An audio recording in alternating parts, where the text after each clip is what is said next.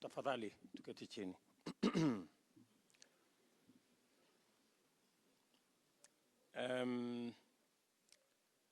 Mama Hilda, mke wa ndugu yetu General Koech, watoto wake Robert, Sheila, Angela, Chebet and Eric, baba wetu askofu na viongozi wote wa kanisa, viongozi wetu wote wa kijeshi mlio hapa wakiongozwa na Vice Chief of General Staff, familia ya General na watu wote wa aina Moi pamoja na Kericho na marafiki, hamjambo. Bwana Yesu asifiwe. Hebu mnipungie hivi, Bwana Yesu asifiwe. Asanteni sana. Hata nami kwa niaba yangu na familia yangu na kwa niaba ya serikali ya Kenya na viongozi na wafanyikazi wote, umesikia rambirambi za kiongozi wetu rais imesomwa. Kwa niaba yetu sisi wale wengine wote, mimi ninataka niseme pole sana kwa Mama Hilda na kwa familia yako na kwa watoto kwa kumpoteza huyu shujaa ambaye alifanya kazi kubwa sana kama mwanajeshi, kama kiongozi na kama mfanyibiashara na Mkenya. I think it is correct to say that we have come here to mourn a departed great Kenyan, but also to celebrate his service and contribution both as a military officer, as a leader in our nation, and he demonstrated his leadership both in business, in farming, and in mentorship. There are many people who are mentored by General in the many spheres that he was a leader. Na ndio tumefika hapa kama marafiki na kama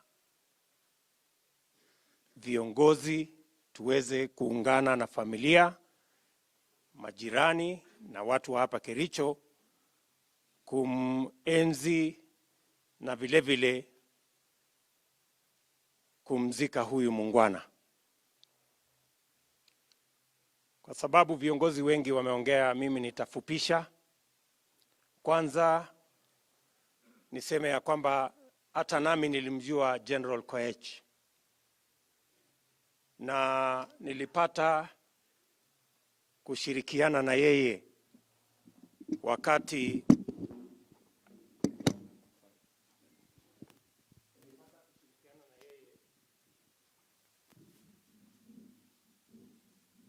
sio kwa mambo ya kijeshi, lakini kwa mambo ya siasa.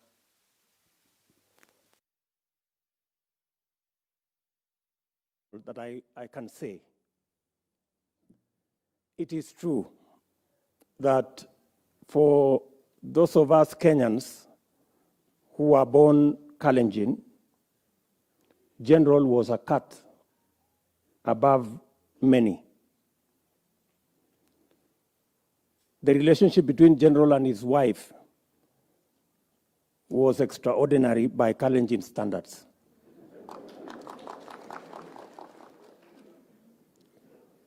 As has been said by many people here. Ordinarily, I remember I came to church here last year, and I went to a Methodist church on the other side of this town. And I met a good man there called Bishop Koech. And when Bishop Koech wanted to introduce his family, he said, mimi nataka muone mama. So nikachanganyikiwa kidogo, sikujua ni ama ni mama mgani. Sasa nikampatia tutorial kidogo huyo bishop, nikamwambia you are a person of our generation. Ukimsimamisha bibi wako unasema, I want to introduce to you my dear wife.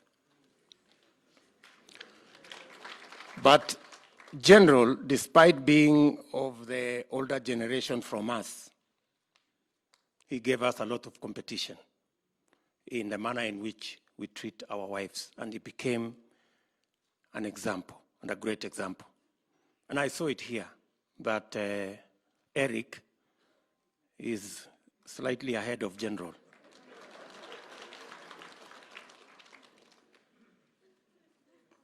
So he's a man who lived ahead of his time in the manner in which he conducted himself. Secondly, I remember General as a politician. And somebody has alluded here that we tried. General was the leader of UDM.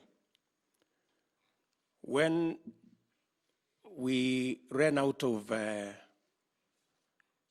options in ODM those days, we tried to talk to General to see whether we could use his party, UDM, that time.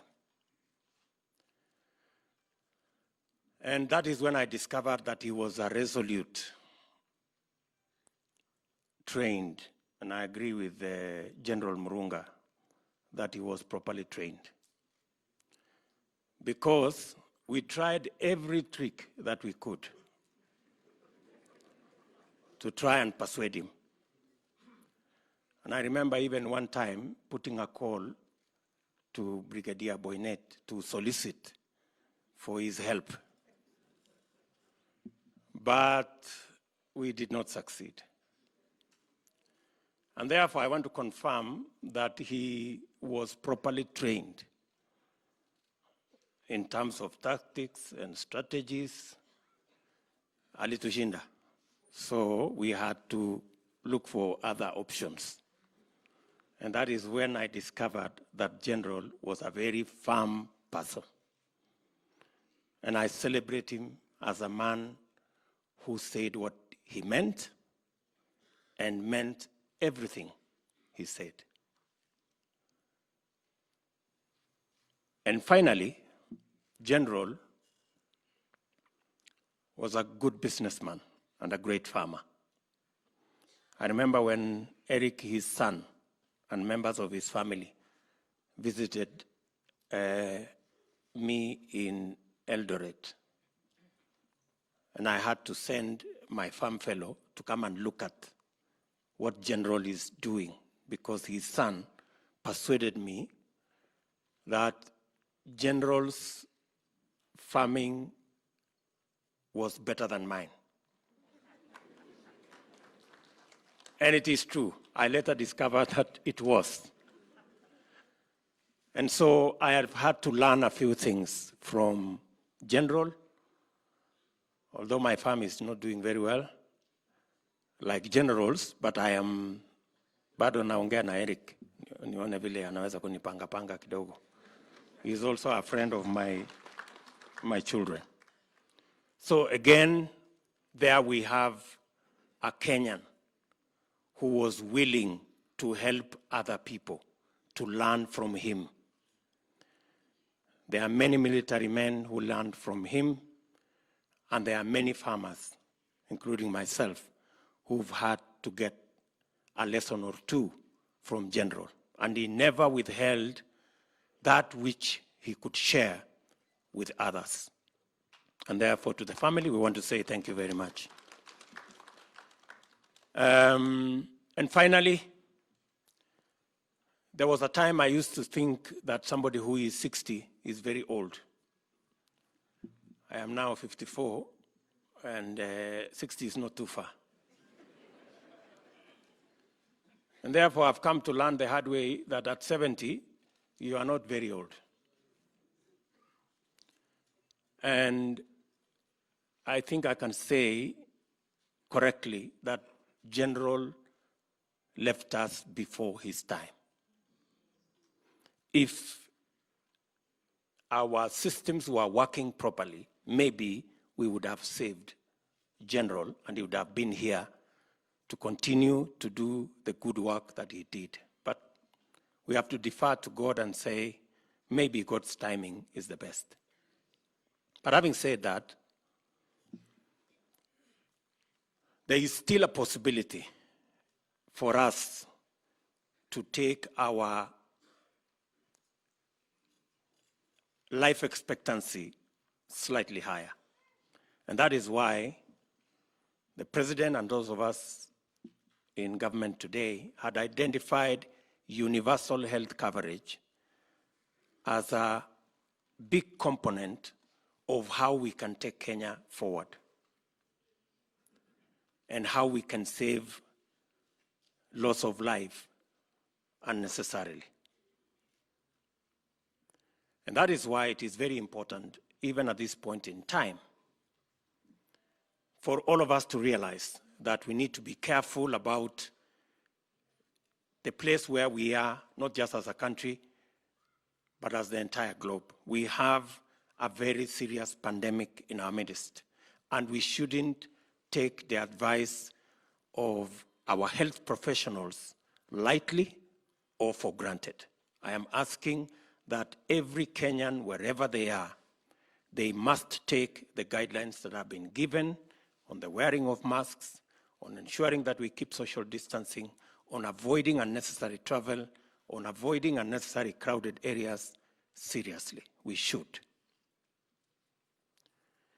And as every Kenyan is being asked to do so, the rest of us who are leaders must equally get our priorities right. And I say so because we are in the middle of a pandemic, a health pandemic, that has also created a very serious financial crisis. To be able to deal with the financial crisis and the health pandemic, our focus should be on how to manage and deal effectively with the challenge of the health pandemic.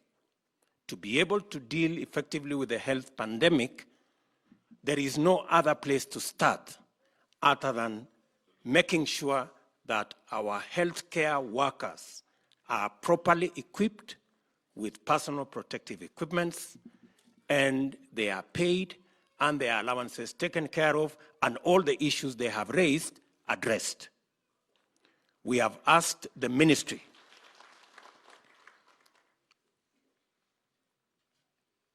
to, with immediate effect, work with the leadership of doctors, nurses, clinical officers, and all our healthcare workers so that we can address the issues they have raised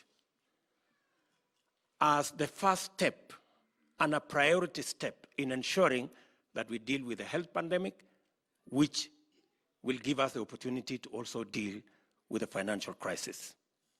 We must get those priorities in that order.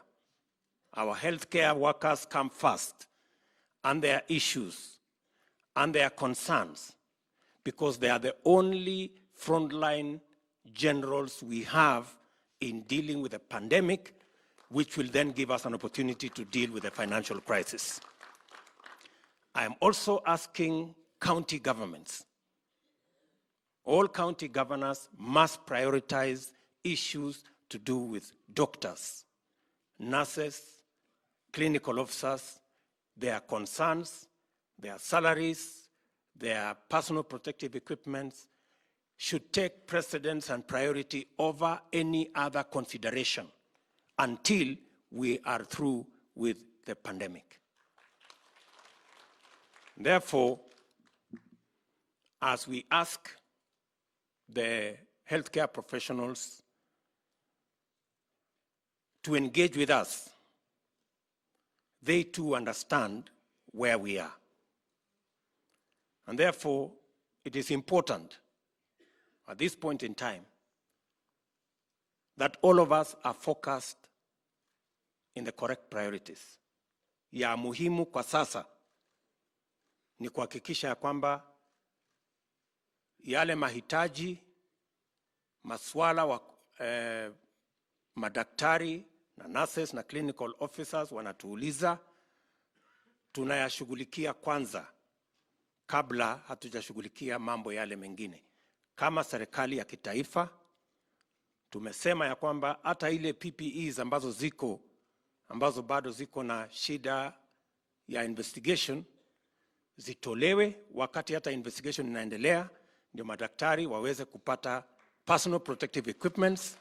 They can be able to take their place in making sure that Kenyans who have contracted COVID-19 are attended to as we deal with all the other issues that come with the situation we are in.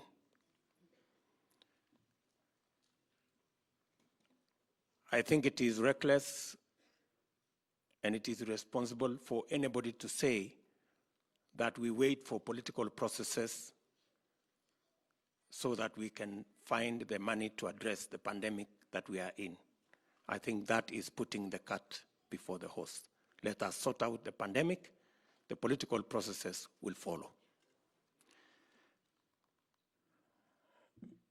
Bishop, mimi nataka niseme ya kwamba tunawashukuru kwa mwongozo wenu kama kanisa, na sisi kama serikali tunawasikiza kwa makini, tukijua ya kwamba nyinyi ni washirika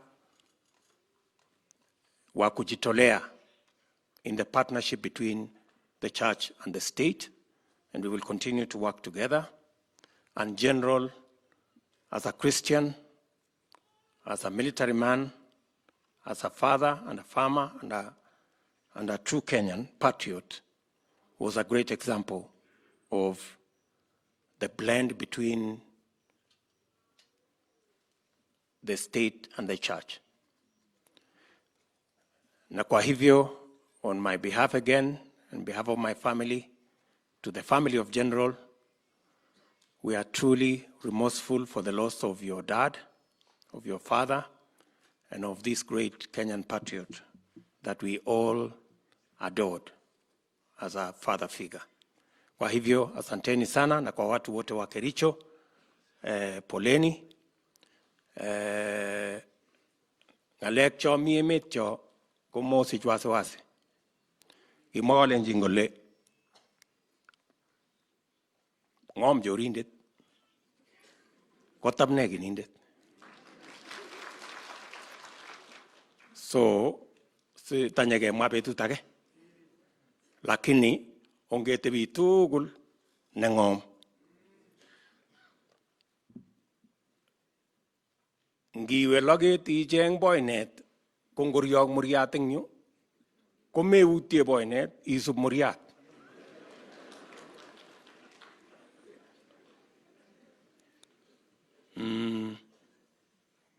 Akemwoe kele kitesin ngomnotet neo Koech. Kitesin ngomnotet ng'ulotyet. Ko tami asaisani ng'alechab bicho, kiatoret sine asaisan eng kibo Bomas yo. Agere kole noti kole koalechi tokomi ole moche kesaisan kole.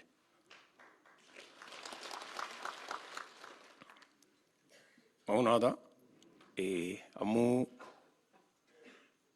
ingen ile ngekur tiendo komewe yes amaina ile yerop tieni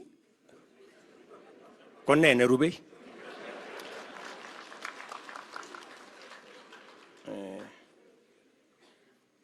Akibimani korok ile chichi kakuru tieni ko katinye plan ne chichi. Simewe yes anga tiendo komwoe kolenin sikero tieni miu. Aki iyese. Lakini mama jama ngal jetya mising rani tomo. Emwa kele yebo kimolya kobo. Kotun kobo kesis komabunji. Arais amakwa kit age tugul nemie. Ngomakituye ngwenuni amakwa Christmas ne kararan ak kenyit ne lel netinye kaberuret nebo Jehova. Asanteni sana na Mungu awabariki.